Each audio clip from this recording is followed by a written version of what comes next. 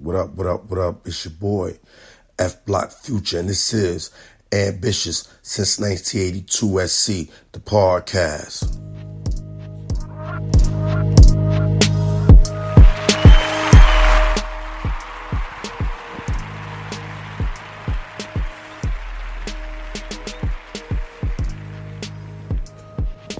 What up, family?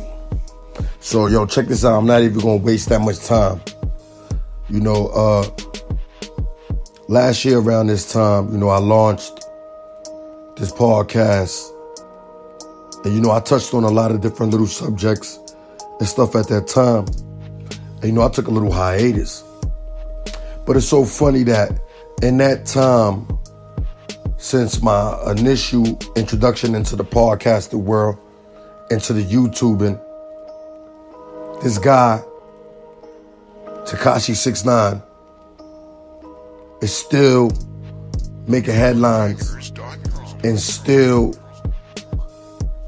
bringing attention to a lot of people and YouTubers. So big shout out to all the YouTubers that's motherfucking using this dude to get that clout.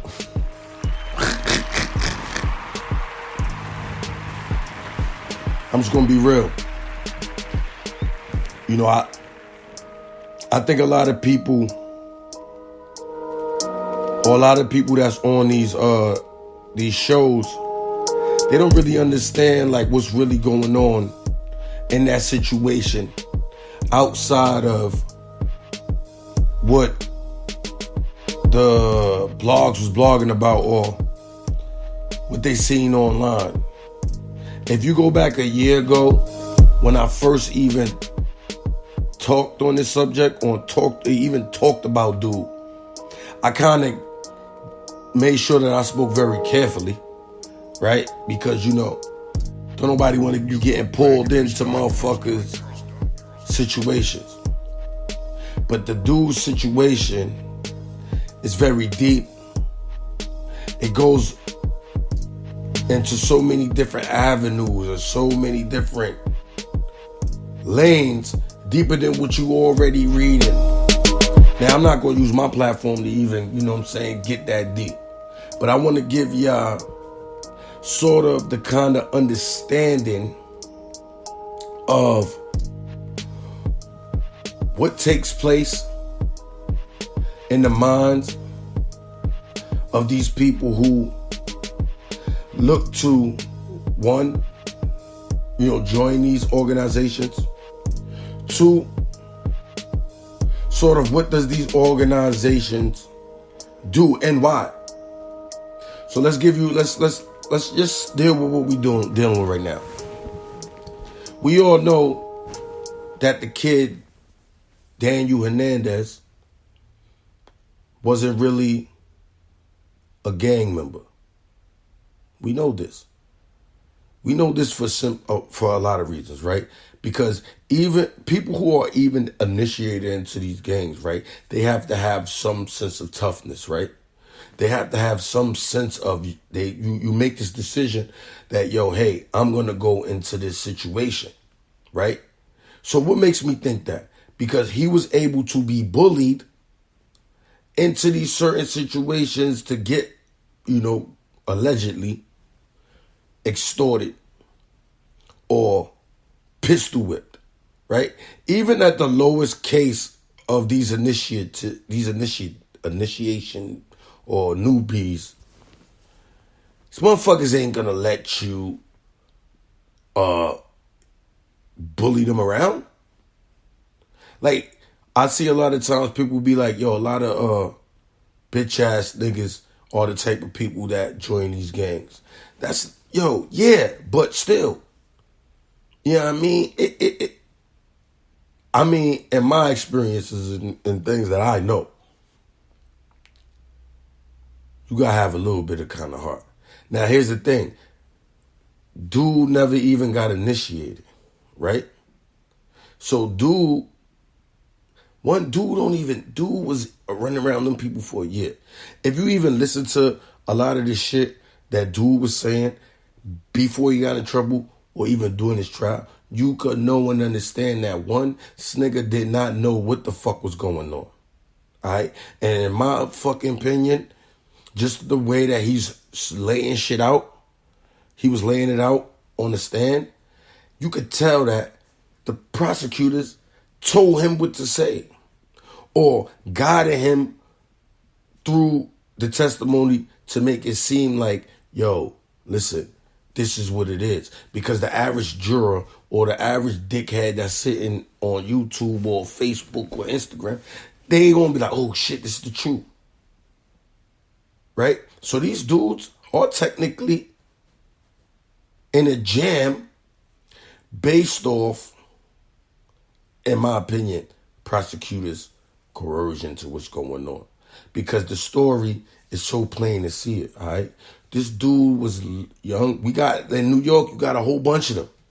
Know what I mean? You got a whole bunch of these dudes that's little weirdos type niggas that be all in the village and they be all mixing with the directors and all of this shit that be going on outside of the niggas that's on the block hustling, going to the island, going up north, niggas in their little gangs.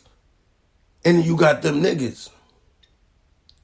So what dude was doing and admitted on many videos, if y'all go do your research, he was a video director. He was already making his little money in Slovakia and fucking Russia and Serbia and shit like that.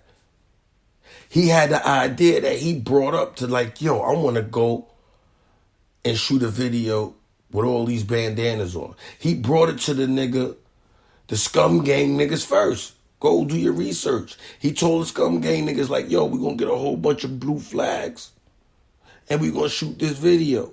Them niggas was like, hell no, we ain't doing no shit like that. Now check this out. Anybody that was around there or no, in the 90s, let's say 90s, around late 90s, any official member of a street organization knew that wearing colors will get you a fucking RICO case.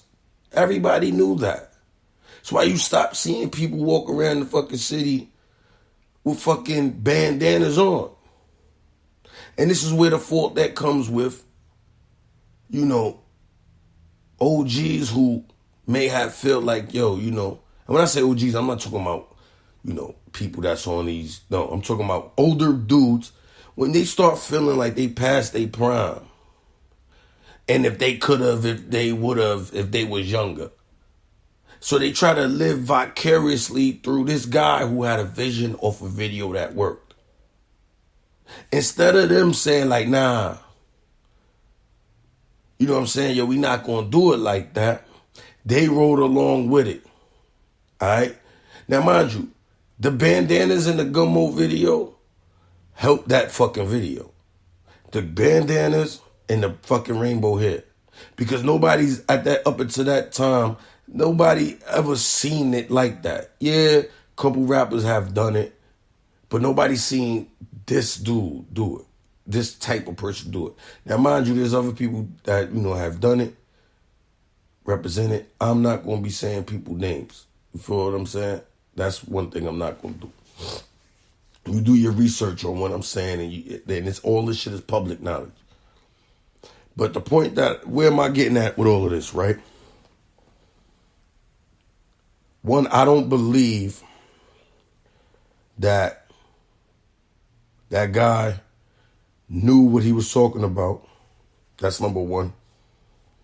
Just by listening to and reading shit that he was saying up there, he didn't know what the fuck he was talking about. That's a fact. Number two, you know, these dudes and older dudes in general outside of this situation, you got to be able to lead by example. All right? Because, see, at this point in time with these street organizations, they're too big. It's too many people. It's too many different shits going on. So with your little crew or whatever, y'all gotta have some kind of fucking common sense. Because, yo, you know, the chase of this money and this respect that they wanted and the way they went about it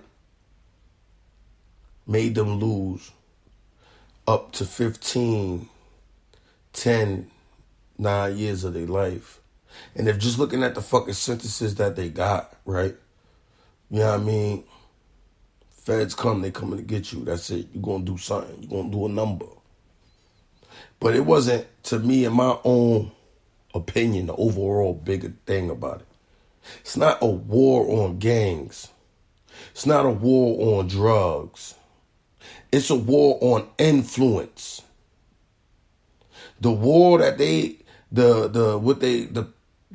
point that they try to prove by locking this guy up was anybody that's in the influential position, you will be dealt with accordingly by this government. Why? Because leadership is a problem. Fuck the gang shit. Fuck the money shit. Fuck all of that. People who can influence other people are the motherfucking problems for the powers that be. Y'all didn't see that one coming, right? Leadership, organization. That's the question that we need to be asking. Why is there a war on privacy? Why is there a war on influencers? Why is there a war on your right to free speech? These are the kind of things that we continue as a community, as black people, as the hip hop community, we seem to keep fucking overlooking. And I'm not here to preach. I'm here to give a motherfucker one, my motherfucking opinion. Two, something for you to look at and say, yo, damn, that's crazy. Because the war on influence could get you 30, 40, 50 years. Why? Because, man, the more information that's pumped out there, the more that we know, the more knowledgeable we become as a society, the more dangerous you come to the status quo.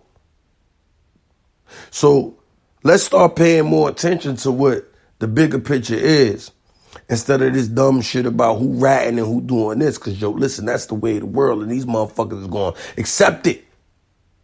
What are you doing? Just some little jewel for me to drop on you, man. It's your motherfucking boy, F Block Future, and this is Ambitious since 1982 SC, the podcast. You already know the vibes.